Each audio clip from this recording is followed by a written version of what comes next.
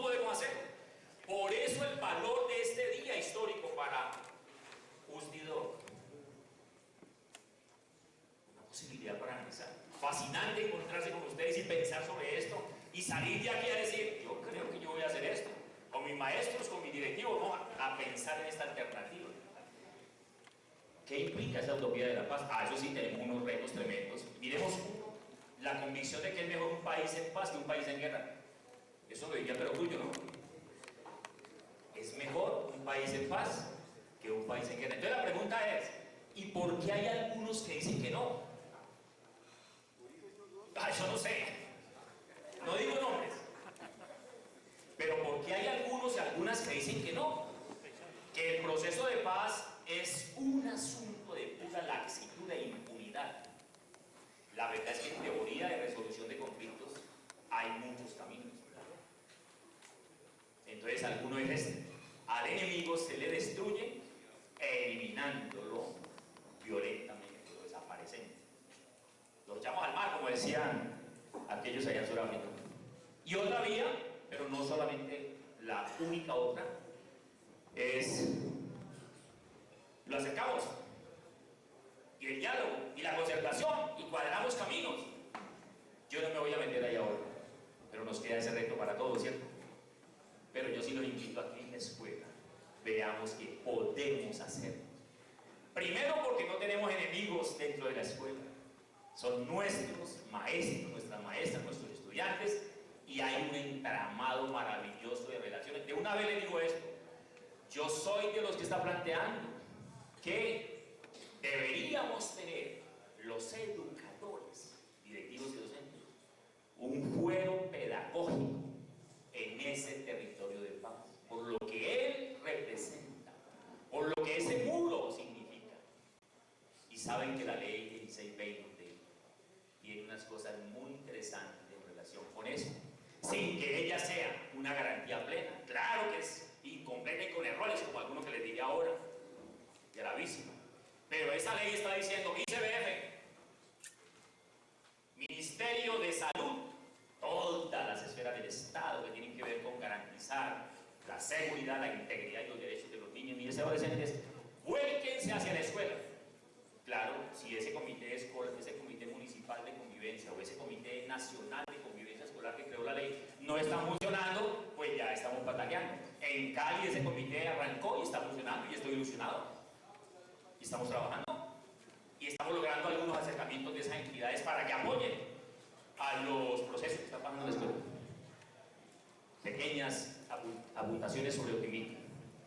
La convicción de que los recursos economizados en la guerra y las armas, en el negocio de la muerte, se podrán invertir mejor en educación. Yo no sé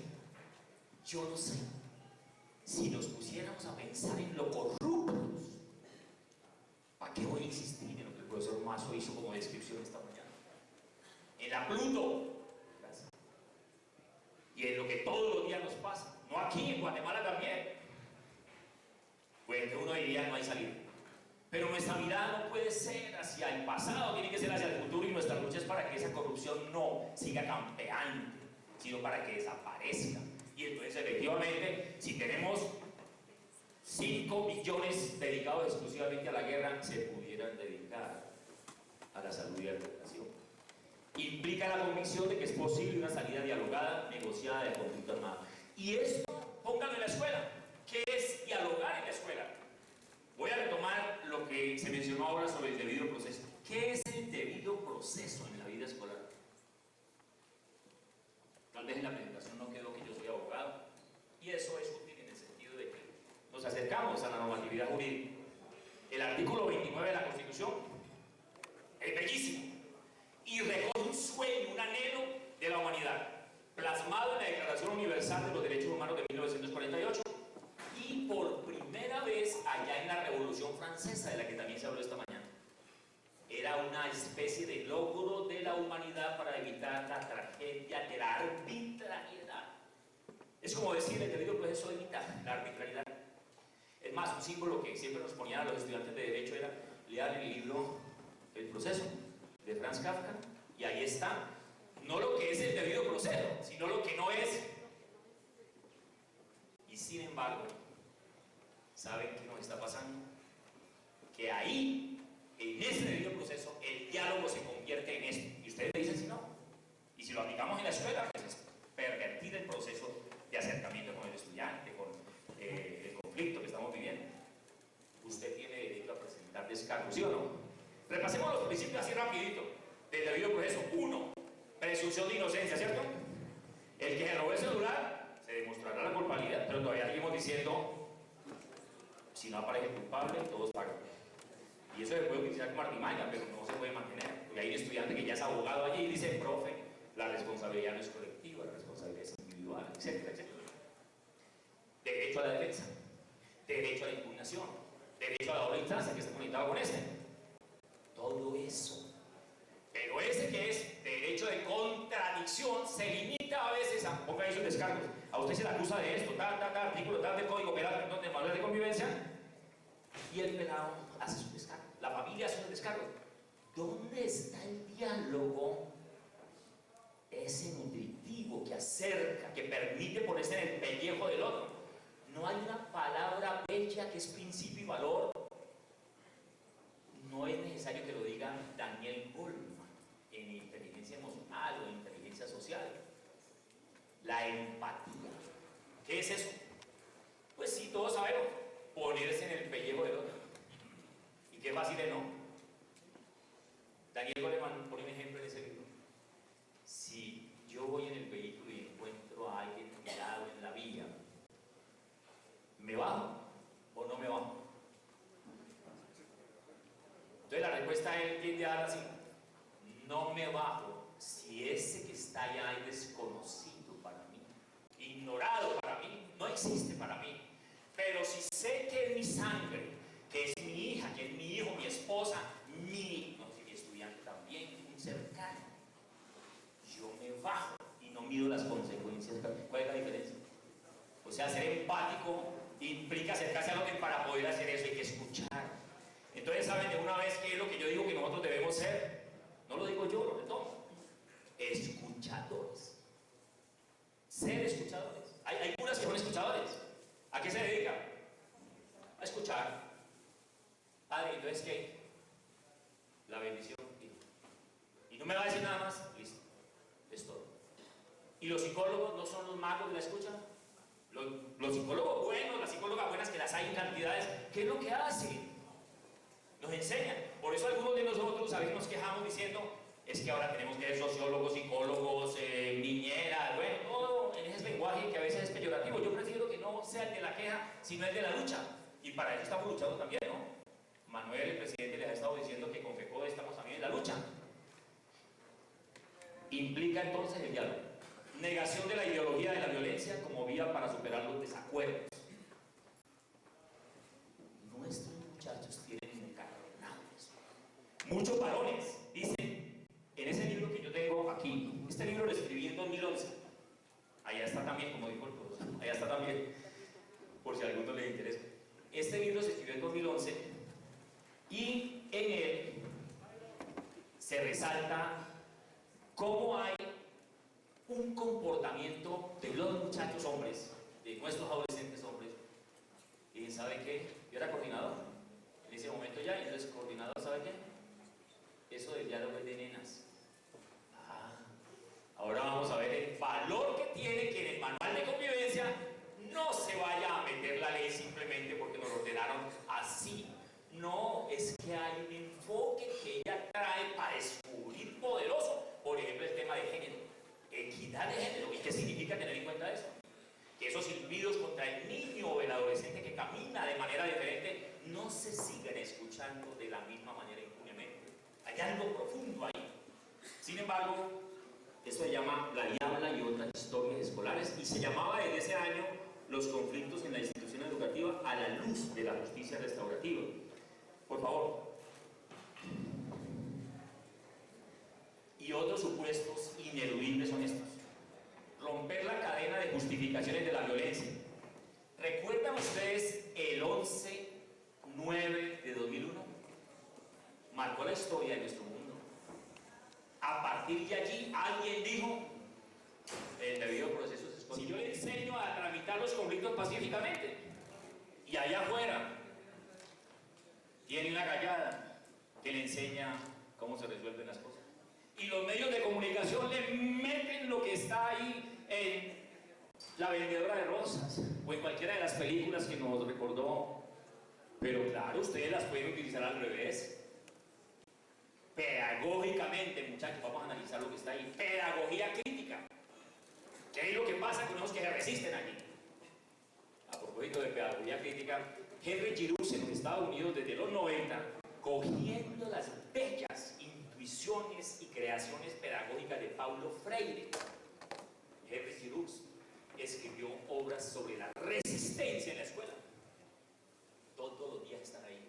Se resiste ese pelado, se resiste esa pelada, se resiste contra las normas, contra la mirada del maestro, contra la tarea. ¿Y qué hacemos nosotros? Entonces ahora vemos qué hacemos nosotros. ¿O qué están haciendo ustedes? Posiblemente, repito, ya hay mucho diferente. Repensar al otro, trabajar por una pedagogía del encuentro. Y eso no lo podemos lograr si los manuales de convivencia no los hacen los expertos. Puede que sea muy bonito, pero la comunidad tiene que hacer el esfuerzo de construirlo con base en los elementos que les están dando. Colectivamente, ¿y saben con la participación de quiénes? De los y las estudiantes. Si ellos no participan, mantenemos el esquema de la heteronomía poderosa, y sin embargo todos los días estaremos hablando de autonomía. Y la profesora de tercero de primaria dirá: este niño no es maduro, es muy maduro. Este niño no es autónomo. Pero ¿cómo querés ver eso? Si eso se hace en la práctica, se va avanzando en eso. No es un producto de comienzo, es un producto de llegada, si acaso. Y repensar al otro, repensar qué es al otro. El otro, ustedes no pueden vivir solos, yo no puedo vivir solo. Hoy estoy feliz de estar aquí con este encuentro maravilloso, sentir el país educativo aquí conmigo, yo con él. Vivimos con otros. Hay toda una filosofía de la otredad, en Manuel Levinas y otro, la otredad. Pues sí, es que yo no tengo sentido, no puedo crecer como ser humano si no es con el otro. Y el maestro que ama eso, que quiere al otro, que es su estudiante, quiere lo que alguien dijo aquí esta mañana: el estudiante crece y supera con creces a su maestro y a su maestra. Ese otro se libera, ese otro, esa otra crece con el apoyo del otro. Eso es una cosa bella y en la escuela se da todos los días. Pero cuando aparece el choque, ¿qué hacemos? Transformar la mística de la violencia y del patriarcado. Bellísimo. Lean, métanse ahí en internet pues también. Vicente Fisas, director de la cátedra UNESCO de la Universidad de Barcelona, que ha venido a Colombia, que ha apoyado los procesos de paz en Colombia. Vicente Fisas, violentólogo, como Johan Galtung de pronto. Fisas. Entonces le agrega esto. ¿Saben qué deberíamos hacer? Fortalecer la feminización de la cultura. ¡Qué belleza! De querer ganar a las mujeres, ¿no? La mujer excluida, marginada, violentada, y en Colombia sigue siendo una realidad terrible, tiene un aporte maravilloso para hacer. No importa si seguimos con cosas un poco extrañas. ¿FECODE tiene alguna mujer en el consejo, en el comité ejecutivo? Estoy seguro. Cosas que pasan, de exclusión todavía, siendo mayoría. En una escuela, allá en el colegio donde yo estaba hasta hace poco, fueron 50 papás y mamás. Fueron 3 papás, hombres, y fueron 47 mamás.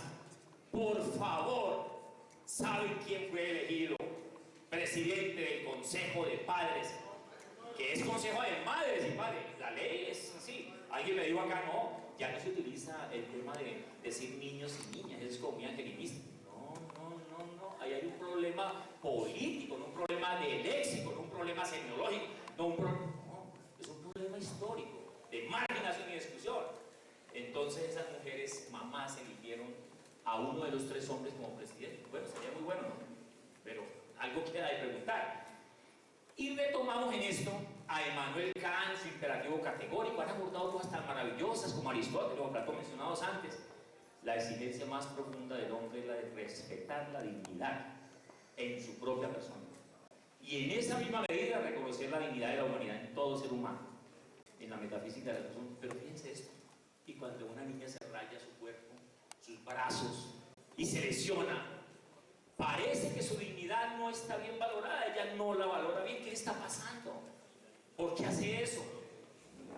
Ahí necesita a alguien que esté muy atento y que pueda ayudar, y nosotros no somos las personas siempre aptas, como dijeron hoy, competentes para hacerlo, pero sí somos los que podemos mediar para que eso se pueda tener en cuenta. Y esta de Bruno Bettelheim. Los que quieran realmente meterse en esto, les digo, tienen 2 capítulos del libro de Bettelheim, sociólogo, psicoanalista, ese psicoanalista, psicólogo austríaco, norteamericano, ya fallecido, que se llama No hay padres perfectos. No hay padres perfectos. Y hay un capítulo allí que dice ¿por qué el castigo no da resultado? Y otro que se llama Sobre la disciplina. Ahí vale la pena hacer ese análisis. ¿Por qué el castigo no da resultado? Me sirve a mí de soporte aquí. ¿Por qué no da resultado? Y vamos a ver. La violencia es el comportamiento de alguien incapaz de imaginar otra solución a un problema que le atormenta. Pasamos a la otra. Entonces, ahora sí, ¿cuál es el compromiso de los educadores en las prácticas de una pedagogía para la paz? Pues por lo menos yo digo que estas que vienen aquí, y ustedes le agregan todas las que deseen. Educar para la comprensión de los fenómenos de la sumisión y la dominación. ¿Cómo nos vamos a olvidar del análisis de estructura sociopolítica y de coyuntura que hizo el profesor Charafud ahora? Eso no es problema mío, ese es problema de profesores sociales. Pero no señor, porque nos está afectando absolutamente. ¿Cómo así que nosotros somos en la Constitución política libres? ¿Cuál es el artículo de la igualdad y de la libertad? El de la libertad es el 16, pero en el artículo 13 dice, de un artículo muy bello, todos nacemos libres e iguales en derechos. Y y el Estado hará lo que sea necesario para garantizar esa igualdad. Son cosas maravillosas. Eso lo tienen que entender los estudiantes, porque un niño que está excluido, que está marginado, que está en esa pirámide que presentaba el profesor Charafud, abajo, en la miseria, excluido, probablemente no va a entender eso. Ayudar a comprender el significado de la violencia estructural, de la violencia cultural y de la violencia directa, que ya lo hizo el profesor también aquí, se llama el análisis de Johan Galtung, por ejemplo, violentólogo. Desarrollar el pensamiento crítico, por ejemplo, frente al papel de los medios de comunicación. Claro, ellos lo van a seguir haciendo. La pregunta es, nosotros, con ese poder que tenemos, enorme en las aulas, en el colegio, ¿qué vamos a hacer? ¿Qué podemos hacer? Y una primera cosa es empoderar a los otros también. Regalar poder, como diría alguna vez Nicolás Buenaventura, el viejo. Regalar un poquito, no ensimismarnos con ese poder y compartir con ellos. Pensamiento crítico. Desde la pedagogía crítica. Sensibilizar para impedir la convivencia pacífica con el horror. ¿Qué es eso? De permitir la convivencia pacífica con el horror. ¿Cómo así que al líder de aquí de Tumaco, de Nariño, de Osvaldo, lo mataron? Porque está luchando por la defensa de los derechos de las comunidades y entonces nosotros nos quedamos callados o ignoramos eso. No. Cuando un niño muere violentamente o es abusado sexualmente, el dolor que produce debería ser expresado y la escuela debería acordarse permanentemente de eso. Allí están nuestros niños, niñas y adolescentes. Educar para romper la mística de la masculinidad, ya lo vimos. Cuestionar la fascinación que el sexo masculino siente por la violencia. Si Vicente Fisas en sus escritos dice así categóricamente: ¿qué es la historia de la humanidad? La historia de la violencia masculina, porque es la historia de las guerras. Y entonces recuerda cómo en la historia se enseñaba siempre los hitos históricos por las guerras que hubo, y aún lo podemos recordar. Y esa violencia fue orquestada generalmente por líderes masculinos y no femeninos. Aún queda dentro de la pregunta si las mujeres se vinculan dinámica, participativa y casi totalmente a estos procesos sociales y políticos. ¿Será diferente? Mi respuesta hipotética hoy es sí, absolutamente sí. Y educar para el cuidado y la ternura. nosotros somos muy duros a veces. Nos cuesta a veces abrazarnos, nos cuesta a veces acercarnos. Es difícil compartir con compañeros a veces esos momentos de, pues bien, tendríamos que trabajar en esos talleres que nos acercan y que les muestran a los pupilos nuestros que eso es vital en la construcción de relaciones humanas. El tema de la relación aquí es importante, ahora lo vemos en la justicia restaurativa. Educar para la mediación, el intercambio, el diálogo y la negociación. ¿Quién les dijo a ustedes que ustedes son mediadores o mediadoras? ¿Saben qué? La ley dice ley. Fuimos declarados todos por ley. ¿Está en la ley o en el decreto? Mediadores o mediadoras. Pero la verdad es que si nos vamos a mirar lo que hacemos, lo que hemos hecho a lo largo del tiempo, ¿qué es lo que hace un rector? ¿Qué es lo que hace una rectora, un coordinador, una coordinadora, una maestra, un maestro? ¿Qué es lo que hacemos todos los días? ¿No hay ahí siempre algo de mediación presente? Es casi siempre. Y ahora somos todos. Pero claro, la mediación tiene sus técnicas, tiene sus cómo, sus porqués. Pues vale la pena que entonces digamos, vea, secretario de Educación de Bogotá, es decir, secretario de Educación de Pasto, aquí hay una tarea que el gobierno tiene que ayudar a cumplir. ¿Cómo formamos a los maestros y a los directivos como mediadores? Porque uno aprende de la nada, ¿o sí? Algunos creen que la mediación se hace así o así, no, tiene su secreto. Ser imparcial, asumir una posición de estímulo a cada una de las partes, en fin, hay demasiadas cosas que hay que aprender. ¿Qué implica una pedagogía para la paz entonces? Una, aprender a transformar los conflictos. Transformar. ¿Se acuerdan de lo que dijeron aquí también? En el sentido de que el conflicto no es de por sí algo negativo, pero tradicionalmente lo hemos manejado así, lo aprendimos así. Qué vieja tan conflictiva, ¿no? La peyorativa que hay ahí es normal. Entonces para nosotros es difícil ver cómo así que vamos a dinamitar los conflictos, que estás... No. El conflicto hay que desaparecer. Hay una manera diferente. Educar para la cooperación y no para la competencia y la dominación. Esas son competencias, son valores, son principios de cultura de paz. Y lo dijeron acá, el profesor Bae lo dijo ahora. Ustedes y yo, sin saber manejar ni siquiera el aparato. Me refiero pues al celular que estaba contando acá, ¿cierto? Y los niños y las niñas de 5 años enseñándoles a los demás cómo se envían, cómo se envían los mensajes y todo eso, pues tenemos que aprender también. Para eso en Cali, por ejemplo, tenemos un programa ya incorporado allá que se llama TITA, y ustedes en cada región deben tener uno, ¿cierto? Desde el ministerio o desde la alcaldía están trabajando. Esto es importante. Practicar los principios de la no violencia. No violencia. No violencia activa. No puedo responder a violencia con violencia, pero la violencia no es física solo, es verbal, es psicológica, es gestual. Miradas que matan, de amor o de odio. ¿Ustedes se acuerdan de la mirada que te capturó? Estás aquí sentado pendiente de quién te ha llamado, cómo te llamó. Una mirada quizás. O la palabra es como la flecha. Una vez que se dispara, nunca regresa. Se enterró en el corazón. O mató a alguien y lo marcó para toda la vida. ¿Se acuerdan? La queja que le llevó un maestro. Me dijo estúpido. Aplicar un enfoque de derechos humanos. Bien, aquí comenzó el temita que les estaba planteando ahora. La ley tiene esto. No está tan fácil encima, pero es maravilloso cuando uno lo mira así. Miren lo que hay ahí. En la ley está un enfoque de derechos humanos, de género, un enfoque diferencial y restaurativo. Veámoslo acá graficado.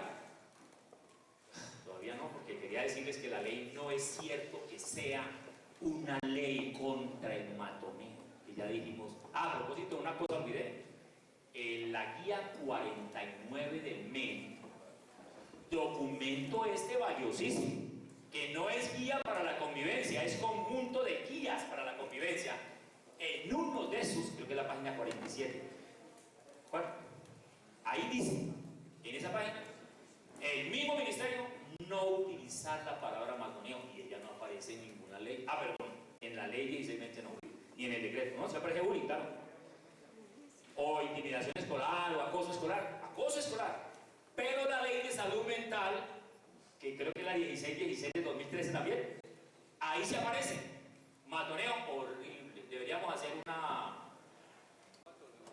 acción constitucional para que esa palabra sea eliminada. Ahí está en esa ley, pero no nos toca pues directamente a nosotros. Aunque, ¿de qué es que hablamos todos los días con los maestros y maestras, directivos afectados por el tema del conflicto? Salud mental. Entonces, no, perdóname un segundo, miren la ley lo que dijo en la anterior. La ley crea un sistema nacional de convivencia escolar. Por favor, miren un momentito nomás eso, porque yo sé que todos ustedes han pasado por ahí como yo, pero a veces a mí me tocó volver otra vez a ver qué es lo que significa eso, y mírenlo, ahí está. Sistema Nacional de Convivencia Escolar. Allá afuera de eso no hay nada, lo que pasa en la escuela está ahí o no. Y formación para el ejercicio de los derechos